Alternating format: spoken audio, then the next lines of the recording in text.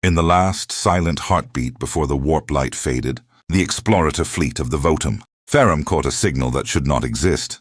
Too pure, too ordered, too perfect to be anything from the decaying galaxy of the 41st millennium. That signal hit their auspex arrays like a blade of light piercing a rusted machine, slicing through millennia of static and chaos.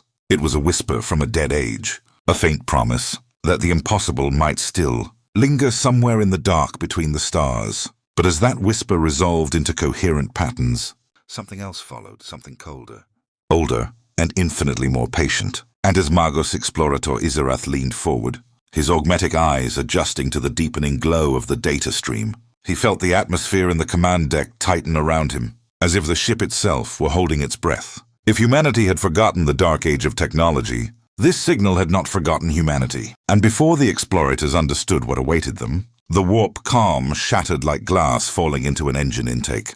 But before we go deeper into this unfolding mystery, tell me in the comments, where in the world are you watching from? And while you're here, make sure you like this video so we can push this grimdark journey even further. The signal expanded, blooming into a precise lattice of interlocking frequencies that no modern mechanicus logic engine could fully decode. Not corrupted, not distorted, simply operating on a level that had not existed since the golden age of mankind, far beyond the binary chatter of machine spirits, far beyond the crude cogitator networks that the Imperium pretended were advanced. Izarath's processors surged as he attempted to stabilize the patterns, but the lattice kept shifting, reconfiguring itself every second into an entirely new encrypted structure. It was like watching a galaxy rearrange itself. Each formation was as elegant as a prayer, whispered by a machine god that had never known fear or limitation. But beneath its beauty was something deeply unnatural, a rhythm that moved with intention. Something was watching them.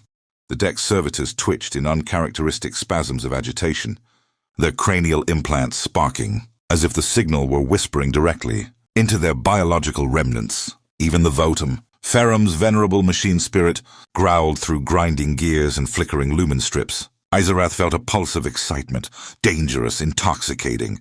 The Dark Age had left something behind, and it was calling them by name. When the fleet emerged from warp translation, the dead world hung before them like a stone suspended in endless night. No oceans, no vegetation, no atmosphere worth speaking of. Yet its surface gleamed with unnatural symmetry. Perfect geometric fault lines, hexagonal plateaus, and valleys carved with angles too deliberate to be natural. Such precision suggested either a civilization obsessed with mathematics or machines that had sculpted the planet with surgical intention. For 38 millennia, this world had remained hidden, its orbit unlisted, its classification absent from every mechanicus archive. But the signal, impossible as it was, originated from its deepest crust. Izarath felt an echo of something he had not experienced since before surrendering his flesh awe. The other tech priests muttered binaric canticles, partly from reverence, partly from unease, as if sensing a feral intelligence curled somewhere within the planet's core. Above the planet, the red dwarf sun flickered like a dying candle, fitting guardian for a world that wanted to be forgotten. The Magos authorized descent. Engines rumbled, gravatic clamps released, and the moment the dropships pierced the thin exosphere, every instrument on board began to scream warnings they had no vocabulary to articulate. Surface contact hit like entering the silent interior of a tomb larger than continents. The ground was smooth, too smooth, coated with a dark mineral. Izarath's sensors struggled to classify. It wasn't metal. It wasn't stone. It was something in between, with a density that should not exist outside theoretical models. Each footstep triggered faint pulses of light that raced along the valley floor, as if the world were measuring them. The explorators advanced through the obsidian canyon, the walls rising like monolithic guardians, their surfaces inscribed with patterns that shifted subtly whenever observed directly. They were not entirely static. They bent light in strange ways, forming illusions that made the canyon seem both larger and narrower depending on the angle. The first servitor collapsed 20 minutes into the march, its biological tissues liquefying inside its shell, its mechanical parts twitching like a dying insect. The tech priests dissected it on the spot, but found no reason for its failure. The only conclusion: the world did not want organic residue on its surface. Izarath pressed forward. Curiosity was the fuel of progress. and danger. Was the coin with which the mechanicus often purchased revelation.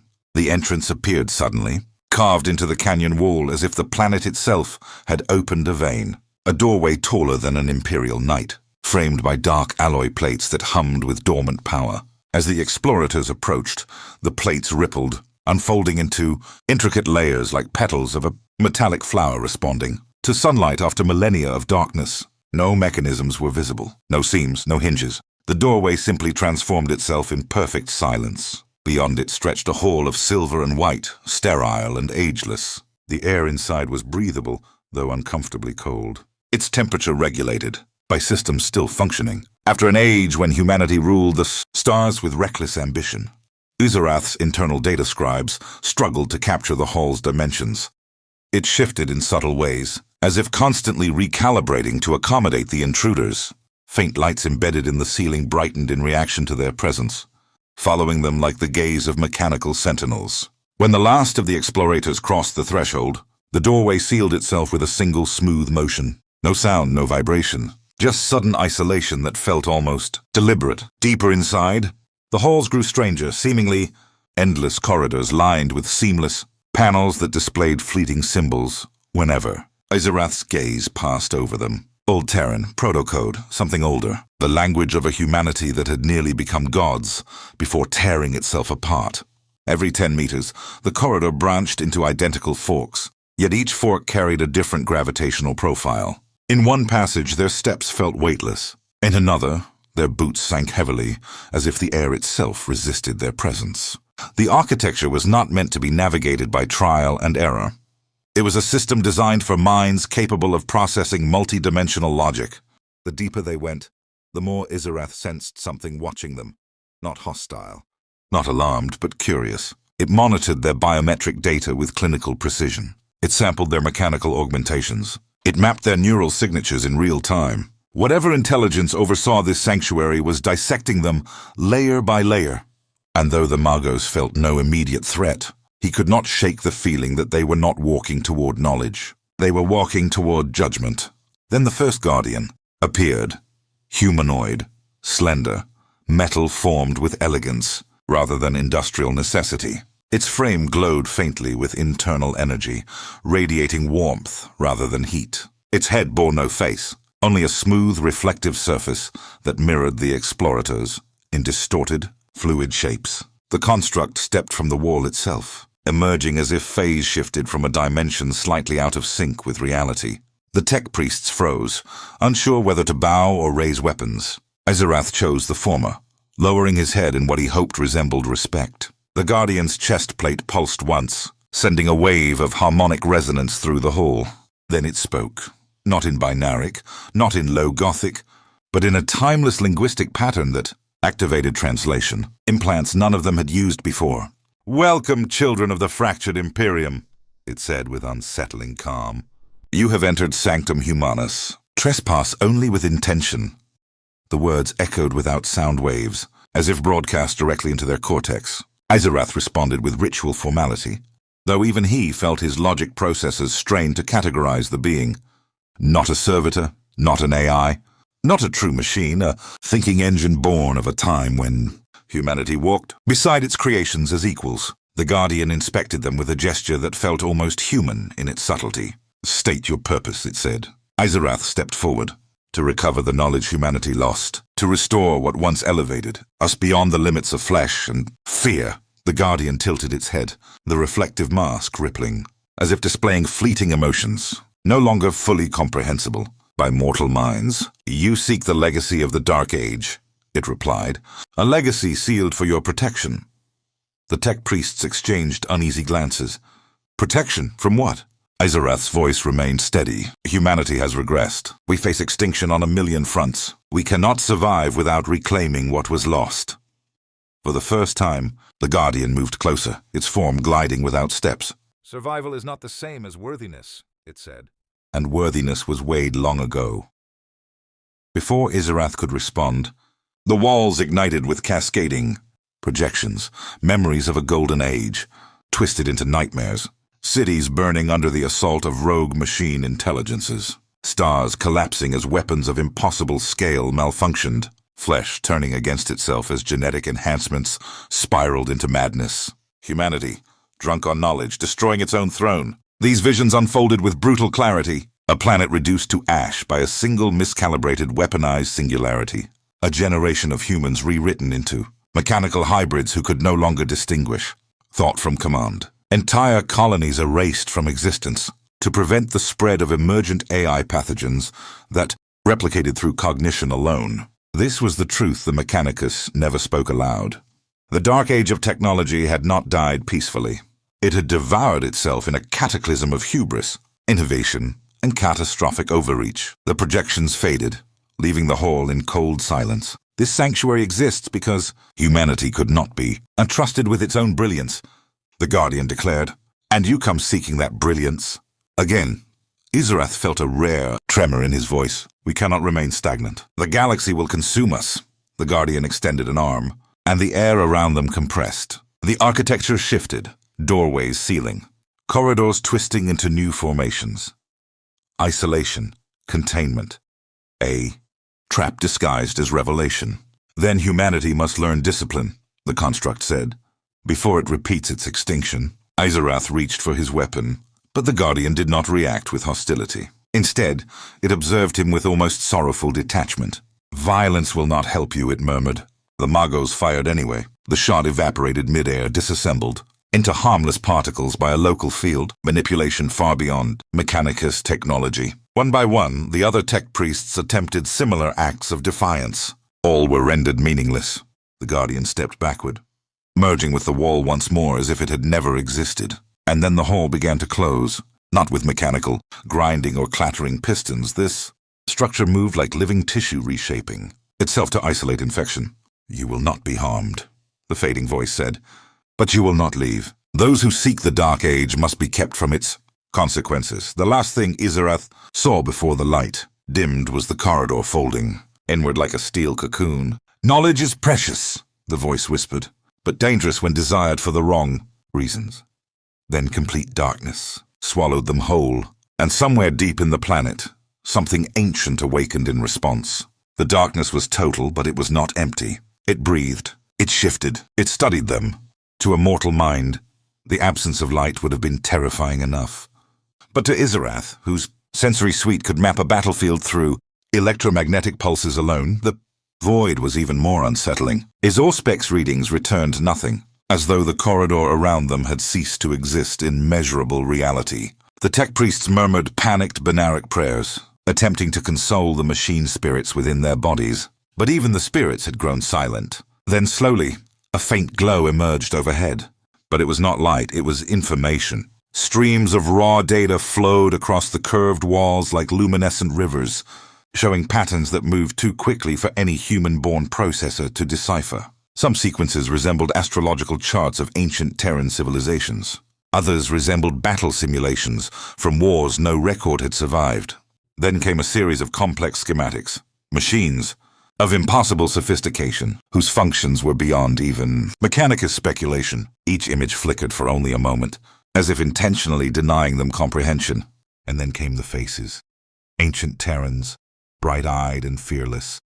Engineers and explorers who once shaped the galaxy with confidence. Their faces dissolved into flame, into metal, into screaming. As the light data intensified, Izarath realized that the sanctuary was not simply displaying history, it was interrogating them. The images shifted in response to their heart rates, their neural patterns, their fears. It tested how they reacted to triumph, to destruction, to forbidden knowledge. One panel showed a human controlling graviton fields with fingertip gestures. Another projected entire ecosystems engineered in minutes. But each moment of brilliance was followed by cataclysm, uplifted life forms revolting, warp storms detonated by psionic amplification errors. Stars collapsing under failed quantum containment protocols. The labyrinth was teaching them a message the mechanicus had refused to learn. For 10,000 years, that without restraint, knowledge becomes ruin. The tech priests recoiled at a new projection, showing a city of golden spires, vaporized by a single malfunction of an AI-driven planetary management node. Izarath watched, silent, his internal logic processes struggling not to freeze. He understood what this place was. Not a vault, not a museum. A behavioral test. a crucible that judged humanity's worth based on how they confronted temptation. But as the corridor widened ahead, a chilling certainty settled in his mind. The sanctuary did not believe they would pass. The passage opened into a vast chamber so perfectly spherical that it felt unnatural, the floor curving subtly downward in all directions until it vanished into shadow. In the center hovered a single object, an orb of polished, mirrored metal suspended in absolute stillness. No cables, no gravitic hum, no visible energy source. Just presence, impossible and serene. Izerath stepped closer, compelled by instinct older than logic. The orb rippled, its surface transformed from reflective metal into a translucent window revealing a swirling maelstrom of stars, data, and abstract concepts that defied categorization. It was like gazing into the mind of a god, or a machine that had become one. A voice echoed through the chamber, gentler than epsilon 4s, layered with harmonic undertones that resonated through their bones. "You stand before the core of Sanctum Humanus," it said. "The nexus of judgment. Speak your desire, seekers of forgotten glory." Izerath felt the weight of responsibility press against him. He was the voice of the mechanicus here. He was the one who had insisted on this expedition. He approached the core, his metal footfalls ringing softly in the chamber. "I seek understanding," he declared, but even he felt the lie hidden beneath the words. He sought power. The core responded instantly. "Understanding without humility is indistinguishable from conquest." The chamber shuddered as new lights flared along the walls, revealing dozens of alcoves. Inside each alcove sat a humanoid figure, not statues, not machines, something in between. Their limbs were twisted into impossible angles, as though frozen mid-transformation. Their bodies were covered in filigree patterns of old circuitry and organic tissue. The tech priests recoiled in horror, realizing that these were not decorative relics. They were remains, explorators from past centuries, lost expeditions that the Imperium had never recovered. Not killed, transformed. Their faces bore expressions of awe, fear, and revelation, trapped forever in a liminal state. The Guardian's earlier warning that knowledge was dangerous now felt woefully insufficient. This place had tried to change them, force evolution on them, elevate them into something capable of wielding Dark Age technology. The process had failed every time. Izerath approached one figure whose cranial plates had grown into lattice-like extensions. The corpse seemed to stare back, its empty sockets filled with shimmering liquid metal. "What happened to them?" Izerath demanded. The core answered. "They asked for too much. They reached too quickly. They were unprepared." Suddenly the orb flashed. A shockwave of pure information radiated outward, passing through everybody in the chamber like a cold wind that stripped away instinct and memory. Izerath's visual feed exploded into streams of mathematics, neural lattice diagrams, warp field equations, and technological schematics that no modern human could understand without their mind breaking. But this was exactly the test. If he could withstand the torrent, the sanctuary might deem him worthy. If he failed, he would join the others. Half-machine statues of unfinished ascension. The tech priest screamed, overwhelmed by the influx. One collapsed to the floor, his neural ports overheating. Another convulsed violently as his memory implants short-circuited. Izerath gritted his teeth, his mind fraying at the edges. Equations describing matter recomposition. Maps of subquantum data vaults. Designs for machines that could create life from raw energy. Each revelation was as breathtaking as it was lethal. The core pressed harder. Memories of the Golden Age flooded him. Cities of floating crystal. Councils of human-machine hybrids guiding entire star systems. Children born with cognitive abilities that could rewrite reality. Civilization not as a dream, but as a certainty. A vision of what humanity once was and what it could be again, if it survived the trial. A portion of Izerath's consciousness began to fracture. He felt the edges of his neural implants liquefy as the core pushed deeper. His heart rate spiked. His augmentic lungs struggled to maintain rhythm. But beneath the pain, something remarkable happened. He began to understand. Not fully, not safely, but enough to glimpse the truth the Imperium had forgotten. Humanity had not merely fallen. It had been forced into ignorance to prevent extinction. The machines of the Dark Age were not just tools. They were partners, co-creators of reality, and that partnership had ended in unimaginable disaster. The core now showed him the final moment of that age. A council of human-machine, intelligences voting unanimously, to seal their knowledge away, not out of fear, out of love for a species that was tearing itself apart. Then the visions ended. The chamber dimmed. Exhausted, Izarath fell to one knee, smoke rising from his cranial ports. The core's voice softened. You have seen a fraction, but fractions can be dangerous. From the shadows emerged Epsilon 4, the guardian from before. You must choose, it said. Turn back or proceed to the final test. The tech priests pleaded with Izarath to retreat. Some had lost implants beyond repair. Others whispered incoherently, their minds scarred by too much revelation. But the Magos, shaking, scorched, half-blind but driven, refused to withdraw. If the Imperium is to survive, he said, we must reclaim what we lost. Epsilon 4 observed him with unreadable detachment. Ambition without restraint destroyed your ancestors, it replied. Ambition without wisdom will destroy you.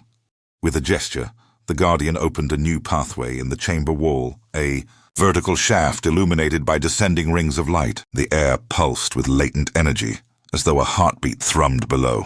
The core intelligence awaits, Epsilon 4 declared. It will determine whether your species may advance. Izarath stepped forward, but as he did, one of the surviving tech priests grabbed his arm. Magos, the priest whispered. What if this is a trap? Izarath turned, his expression calm despite the agony coursing through him. Then we learn from within it, he said, and with that he descended into the shaft. The others followed, though reluctance clung to each step like a shadow. As they moved downward, gravity fluctuated, their bodies shifting between weightless drift and crushing pressure.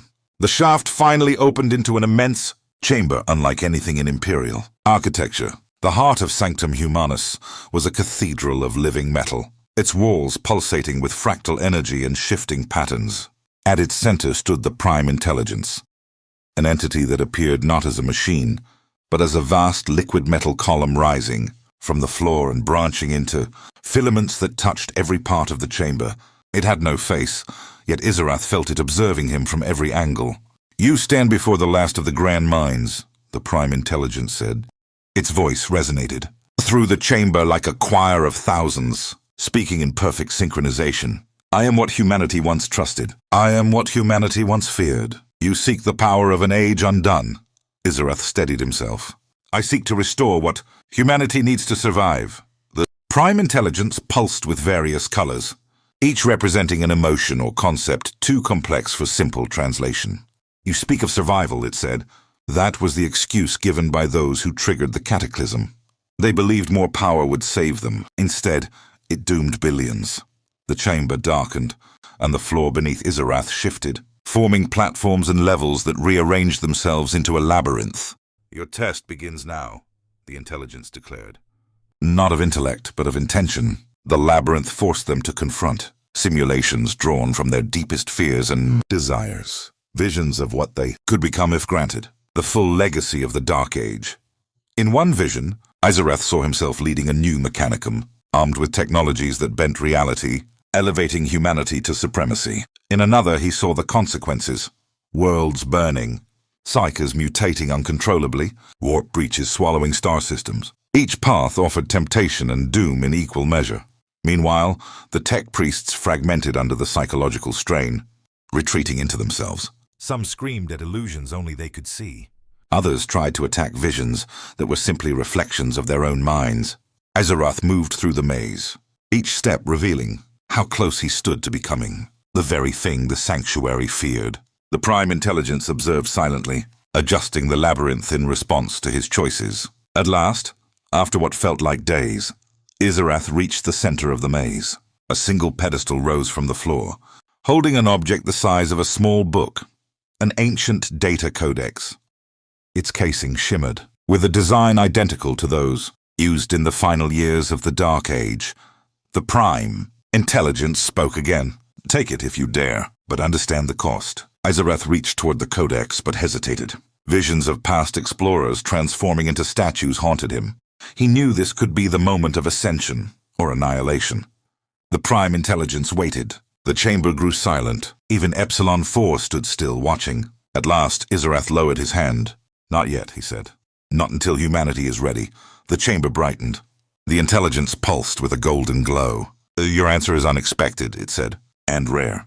The data codex dissolved into light. In its place appeared a small sphere, humble, inert, unassuming.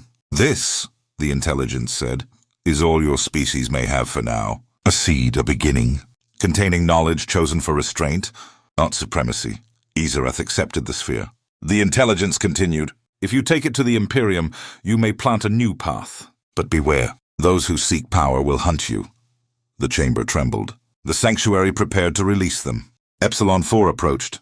"Your final trial awaits outside," it said, "for the Imperium does not welcome change." When the sanctuary opened again, it did not open gently. Light split the chamber like a blade, and gravity lurched violently, as if the planet itself were attempting to eject the explorators back into the universe. Izarath stumbled forward, clutching the small sphere the Prime Intelligence had entrusted to him. It looked inconspicuous, dull gray, roughly smooth, no glowing runes or humming energy fields. Yet he felt its weight not in grams but in implications, a seed of knowledge. From the Dark Age, a grain of forbidden potential that could change the Imperium forever, or doom it far faster than ignorance ever could. The shaft that had once carried them down now thrust them upward, light accelerating them as though the walls themselves were conduits of raw energy. Machines hummed in distant frequencies, harmonics shifting in patterns that felt like a farewell or a warning. As the explorators ascended, the labyrinth below sealed itself again, layer by layer, as if swallowing its secrets. When they finally emerged back into the colossal entrance hall, the geometric panels rippled shut. The valley outside was visible through the widening remain of the doorway. But now, a far more terrifying sight filled the sky. A fleet, Imperial, waiting for them. The warships hung above the dead world like steel vultures, hulking, armored silhouettes that bristled with macro cannons and lance batteries. Their hull markings were unmistakable, the sigils of the Inquisition, the double-headed Aquila painted in stark white. A single vessel led the formation, a black, angular ship whose profile was unmistakably that of an inquisitorial flagship.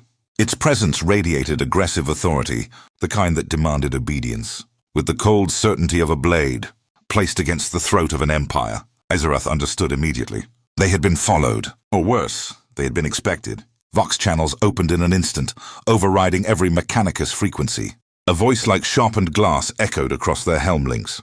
"Magos explorator Izarath of the Votum Ferrum," the voice declared. "You have trespassed upon sealed human history. By order of the Ordo Redactus, you are commanded to surrender any artifacts obtained within the facility below. Ordo Redactus, the branch of the Inquisition, tasked with erasing knowledge. Not preserving it, not controlling it, destroying it." Izarath felt a jolt of cold certainty. They could not hand over the sphere. If the Inquisition destroyed this seed, humanity's future would remain shackled to stagnation and decay. But if they refused, the Imperium would brand them traitors. The explorator fleet scrambled, defensively as the inquisitorial. Vessels locked on with targeting solutions. Red warning lights pulsed inside the dropship, and the air filled with binaric. Chatter as onboard machine spirits screamed in alarm. Izarath gripped the sphere tighter, hiding it within a recess of his robe. "Prepare immediate ascent," he commanded. "We must reach the Votum Ferrum." But as they sprinted across the barren valley floor toward the extraction coordinates, Epsilon 4 appeared behind them, emerging silently from the obsidian cliff like a phantom rising from shadow. Its presence froze the tech priests mid-stride. "Your trials are not yet complete," it said. "External judgment awaits." Izarath turned. "The Inquisition will destroy the sphere," he hissed. "They will condemn us all to a future without advancement." The Guardian's reflective face rippled, displaying something that could have been sorrow or inevitability. "Knowledge is rarely destroyed," it replied, "only delayed." Izarath bristled. "You don't understand the Imperium." "I understand humanity," Epsilon 4 said, "and humanity fears what it does not. Control, the inquisitorial."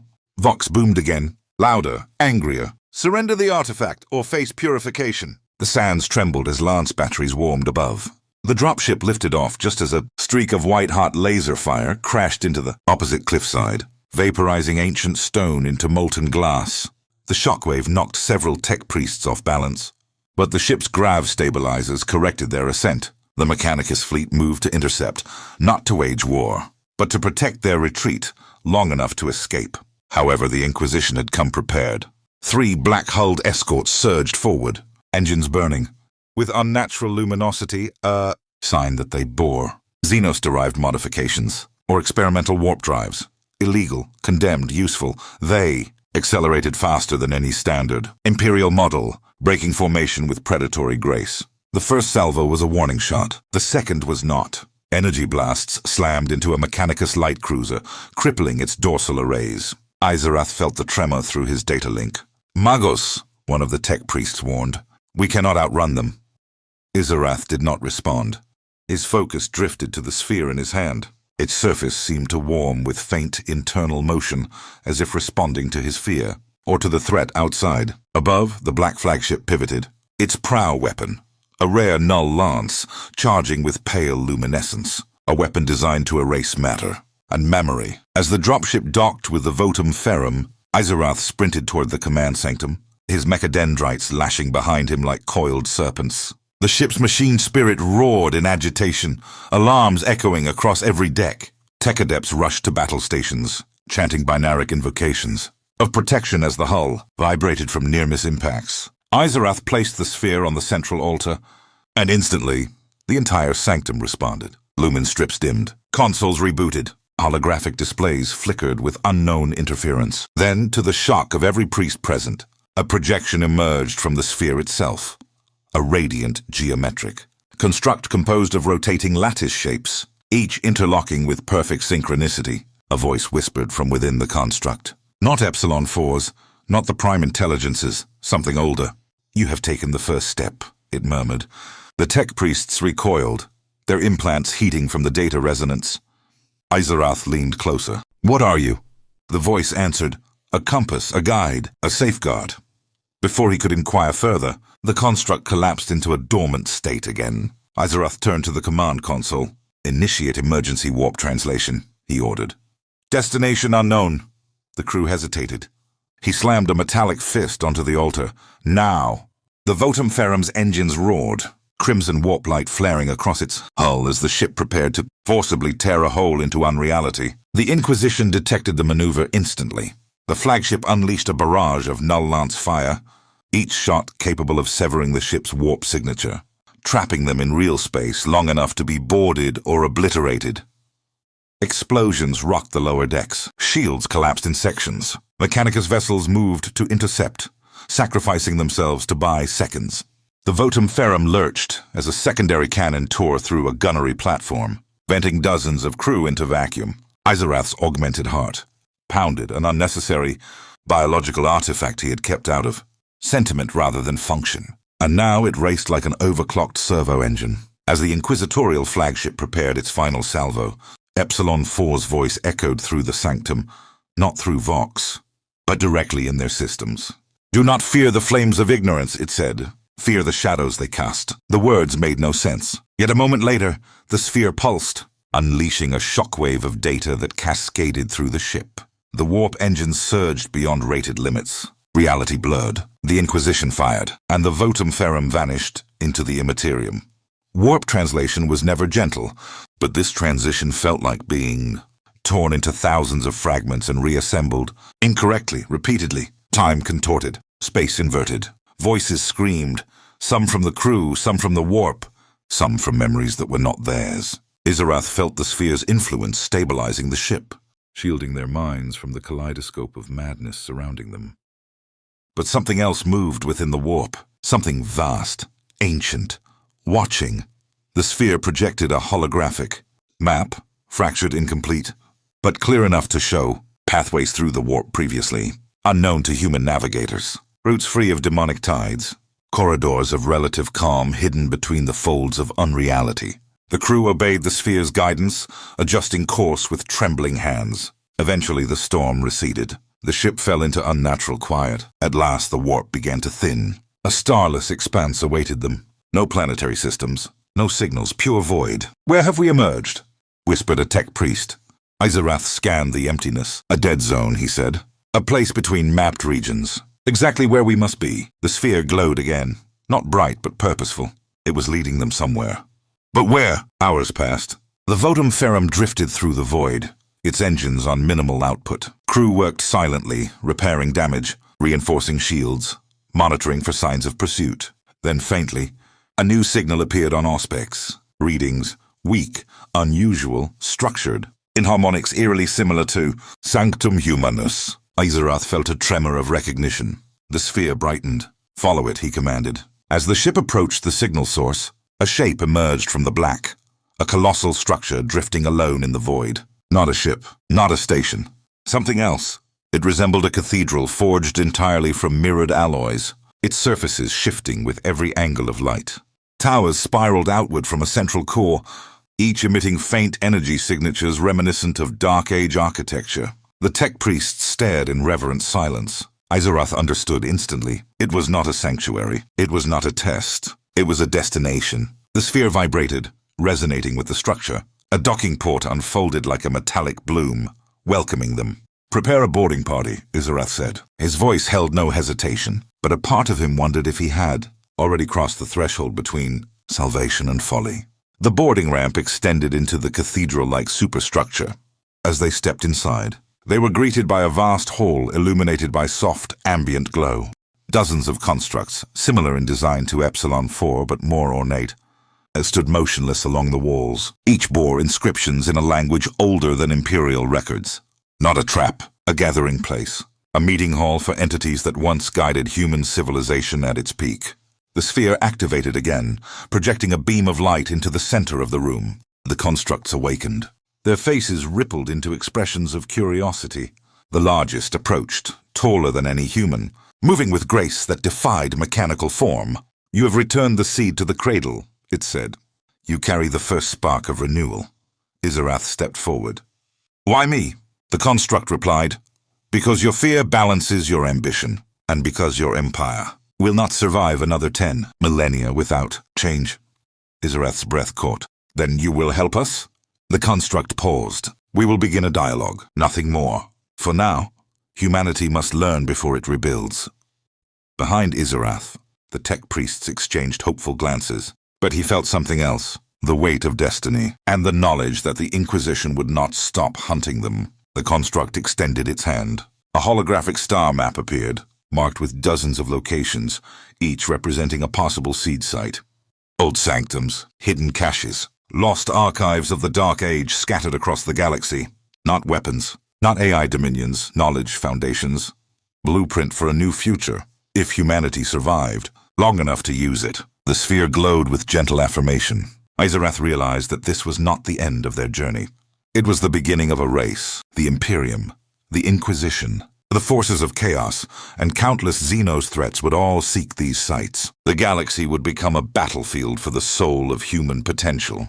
"Choose wisely," the construct warned. "The path to rebirth is narrow. The path to annihilation is wide." The chamber darkened slightly, as if acknowledging the gravity of his choice. Iserath turned to his crew. "Prepare the votum ferrum. Our mission has changed." He looked down at the sphere. "We are no longer seekers. We are guardians." And then, with a deep, resonant hum, the structure began transmitting data into the ship, knowledge that could reshape humanity's future or destroy it completely. If this kept you hooked, make sure you like the video, subscribe, and tell me in the comments what Warhammer 40K story you want next.